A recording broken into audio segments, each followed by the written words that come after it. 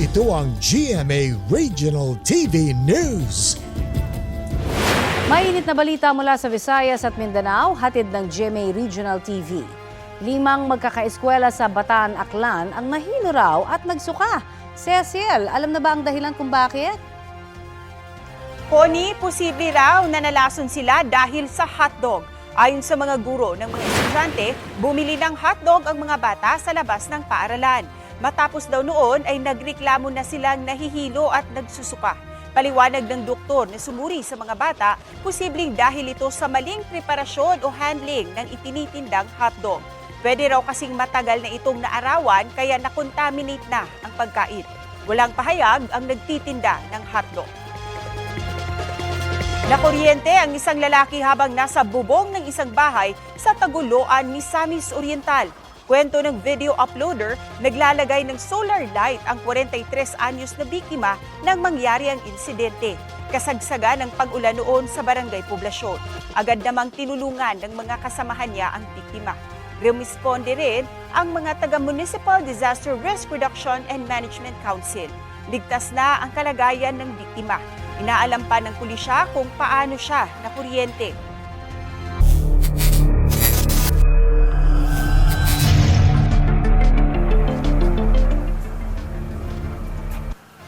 Dismayado raw ang forensic pathologist na si Dr. Raquel Fortun sa paraan ng pag-recover sa mga butong nakira dito sa Taal Lake sa Batangas. Sa panayam ng Super Radio DZBB, partikular na sinita ni Fortun ang tila ikinalat lang ng mga buto na na-recover sa lawa noong July 10. Binigyang diin ni Fortun na kritikal sa investigasyon ang maayos na paghawak at pag-label sa mga nakukuhang sako dahil posibleng maapektuhan ang resulta ng pagsusuri sa mga buto. Importante rin na niya ang mga detalye kung kailan, saan banda sa Taal Lake nakuha at kung na-retrieve ba ang mga sako. Ginit naman ni Coast Guard District Southern Tagalog Commander Commodore Jerome Tovilla, maingat ang pagkuha nila sa mga sako sa Taal Lake. Bukasin daw sila sa tulong ng mga eksperto gaya ni Fortun sa operasyon dito sa Taal Lake. Apparently, based on the picture, sinabog nila yung contents, nilipat sa ibang sako. And, for you to do that at the scene, alanganin yun. Kasi yung contents, lahat, pati yung sako mismo, dapat yan in-examine mabuti kasi you consider that as evidence. Logically, pag inangat mo at may opening, it might fall out, no? Hindi natin mape-preserve yung integridad ng mga nakukuha natin sa bottom.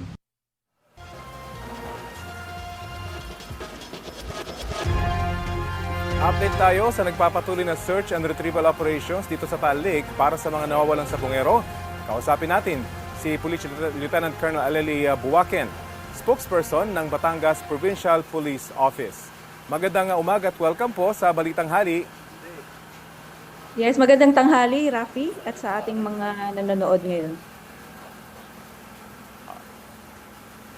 Opo, kumusta po yung koordinasyon at pakikipagtulungan ng Batangas Police sa nagpapatuloy na search and retrieval operations dito po sa Taal Lake?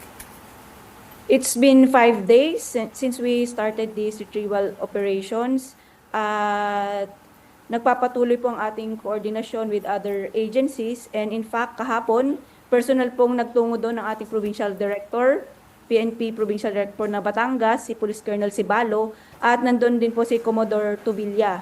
At napag-usapan nga po nila yung mga logistical requirements dahil para magiging mahaba pang operasyon ito, it would take a long time.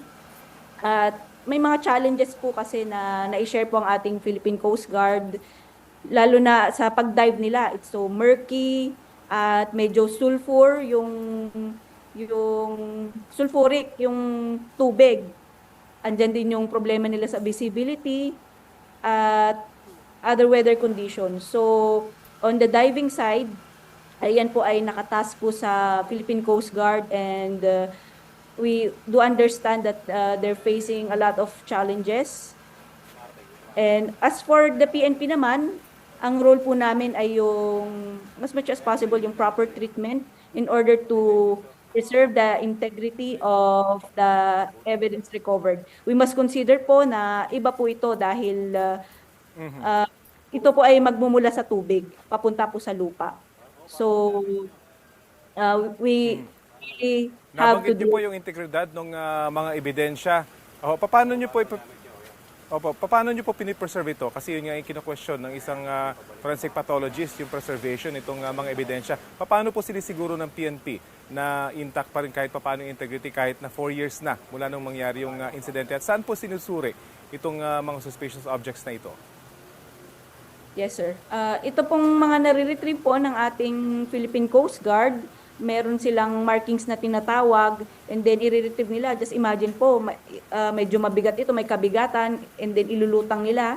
Pagkalutang po ay sasalubungin po ng ating soko, nakabangka po ang ating soko, at yung sinasabi, kailangan po ng mesh net or yung mesh po na net po na kailangan pong sumalo sa ebidensya para po hindi po mahulog mula sa sako yung mga ebidensya po na nandoon.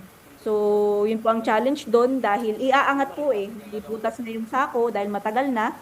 So, kailangan po ng net para po iangat. And then from there, meron po tayong chain of custody form na pirmado ng ating diver, kung sino man po naka-retrieve nun. And then from there, naka-document po ito. May documentation, meron po tayong camera na kukuha from the kung saan po mismo doon sa area, tubig, and then going to the land. At may treatment po na gagamitin ng SOCO doon para po ma-preserve po siya.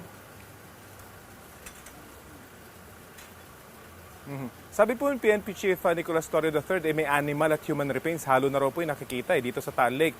Bukod Yes. po ba sa kaso ng mga missing sa bungero, may iba pang kaso na posibleng may kaugnayan sa mga human remains dito po sa Taal Lake? As of now, ay yan po ang kukumpirmahin po natin. We're going to check our records. And in fact, hindi pa nga natin ma-establish pa kung talagang ang kasong ito ay maililink sa kaso ng mga missing sa Bungeros. So, hindi pa tayo makapag-conclude on that part, lalo na rin sa iba pang... Opo. Kumusta po yung pagpapatupad ng seguridad dito sa lugar para matiyak na hindi nga makompromiso yung search and retrieval operations? Bawal po bang lumapit yung mga mangingisda at residente? Kasi nakausap po namin yung alkalde nitong Laurel noong Sabado at sinabi niya ay kukunti na lang yung pumapalaot ng mga mangingisda. May certain portion po doon na kailangan po nating i-restrict dahil meron po tayong ongoing operation. So, bear with us dahil ito po ay, ang intention po natin dito ay makapagbigay po ng hustisya kung meron man pong talagang krimen na nangyari. So I hope that you would bear with us. As to the security po, kailangan po talagang i-secure po natin yung area para po maging maayos po yung flow po ng ating operations and at the same time with the preservation po ng ating ebidensya. Yun na nga, medyo mahaba-haba pa nga yung operasyon ito nabanggit nyo. Maraming salamat po sa oras na binahagi nyo sa Balitang Hali. Thank you, thank you. Si Batangas Provincial Police Office spokesperson, Police Lieutenant Colonel Alilay Buaken. Patingin-tingin sa baba ang bus driver na yan habang nagmamaneho sa Cavite. Ngayon pala, gumagamit siya ng cellphone. Ayon sa kumuha ng video, hindi pa niya sigurado noong una ang ginagawa ng driver. Nang obserbahan pa niya, tila naglalaro raw ito ng online sugal. Natakot pa raw ang nasabing pasahero dahil nawawala na raw ang bus sa linya paminsan-minsan. Tumigil lang daw ang driver nang sitahin niya ito. Nakarating na sa LTFRB ang nasabing video at agad daw nila itong aaksyonan.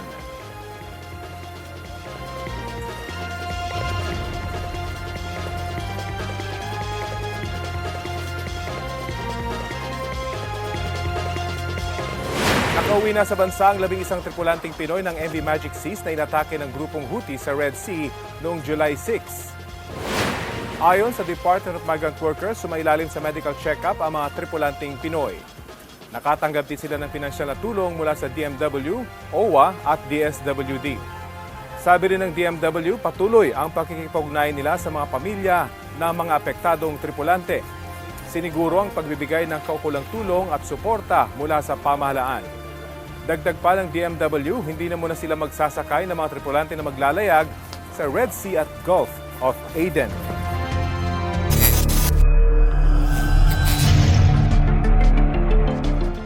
Update po tayo sa sinabi ng liderato ng Philippine National Police tungkol sa pagkakahanap ng labi ng tao sa Taal Lake. May ulat on the spot si Ian Cruz. Ian?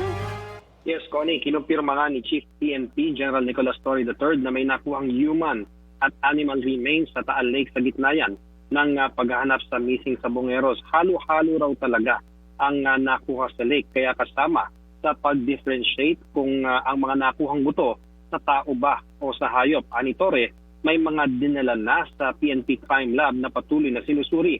Ani Torre, may standards na sila ng DNA sample ng ilan sa mga kaanak ng missing sabongeros. Kaya sabi niya, mabilis na lamang daw ang cross-matching ito. Pero hindi pa niya maibigay, Connie, yung takdang oras dahil hindi alam yung pwedeng maging complications na maaring lumabas. Pinatasan na rin daw nila ang crime lab ng Batangas at Calabarzon para mag-move forward na sa operations area sa Taal Lake para mabilis na matransport ang mga nare-recover ng scuba divers. Pero ang iba pang detalye, sa DOJ na lamang daw itanong dahil sila raw ang lead dito sa whole of government approach. Ayon naman kay Police Brigadier General Jean Fajardo, ang spokesperson ng PNP, nasa 12 na kaanak out of 34 ito, Connie, na missing sabongeros ang nakuhanan na ng DNA sample. Major breakthrough daw sa missing sabongeros sakaling may mag-match sa DNA samples ng kaanak. Samantala, patuloy raw na binibigyan ng proteksyon ng PNP ang whistleblower na si Julie Dondon Patidongan alias Totoy. Committed daw ang PNP sa pagtitiyak ng safety ni Totoy para makita ang katapusan ng kaso. Sinusuportahan daw ng PNP ang pagpunta ni Totoy sa Napolcom para masimulan na ang admin case laban sa mga pulis. Ukol sa sinasabi ni Patidongan na isang pulis na may-ari ng palaisdaan sa Taal Lake, Ani Torre, lahat ito ay inimbestigahan lalo't ngayon palang susumpaan ni Patidongan ang kanyang statement sa Napolcom. Balik sa iyo, Juan. Maraming salamat, Ian Cruz. Hulikam ang pagnanakaw ng isang lalaki sa cellphone sa isang cafe sa Quezon City. Inamin niya ang krimen dahil daw sa pangangailangan. Balitang hatid ni Bea Pinlac. Masdan ng isang lalaki sa cafe na ito sa Cubao, Quezon City. Pasado 4:00 yan ng hapon noong Biyernes. Ang lalaki nag-order ng tinapay na agad na inihanda ng tauhan ng cafe na si Ara, hindi niya tunay na pangalan. Pagtalikod ni Ara, pasimpleng dinukot ng lalaki ang cellphone na naiwan sa counter. Agad niya itong itinago sa hawak niyang papel.